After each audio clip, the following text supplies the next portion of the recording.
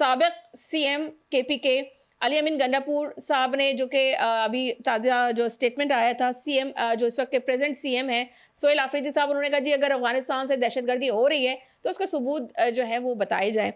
और जाहिर सी बात है उन्होंने पब्लिकली बोला और ये ऑब्वियसली अफगानिस्तान भी सुन रहा है उनके बयान और हमारा जो दुश्मन मुल्क है भारत वो भी सुन रहा है। लेकिन जाहिर सी बात है अली अमीन गंडापुर हैं, उन्होंने कहा कि जी तमाम जो है सबूत भी मौजूद हैं।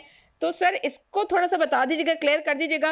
अब जबकि आप ही के पार्टी के साबिका सीएम ने इस बात की तस्दीक कर दी है, तो फिर सर सबूत की कोई गुंजाइश बाकी रहती है? तो इस अमल के ऊपर क्या सीएम केपीके सोहेल आफरीदी साहब कौम से और एस्टेब्लिशमेंट से या मतलब हुकूमत से, फौज से माफी मांगेंगे?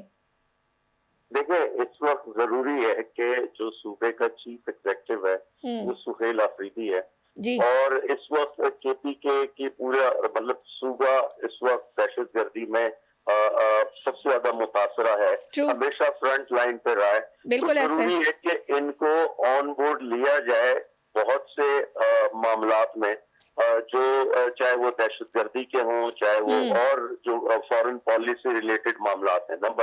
नंबर दो ये कि सवाल वहीं शुरू होता है कि देखें बॉर्डर कंट्रोल करना वो सुहेल आफरीदी या सीएम या सूबाई हुकूमत के पास नहीं है उसका इख्तियार। बॉर्डर कंट्रोल करना आपके जो दिफाई इदारे हैं उनका इख्तियार है। और अगर कोई दहशतगर्दी बाहर से हो रही है, अंदर आ रही है, तो जो 22 किलोमीटर पे इतनी बड़ी बाढ़ लगाई गई थी, तो उसका क्या बेनिफिट हुआ है हमारे मुल्क को?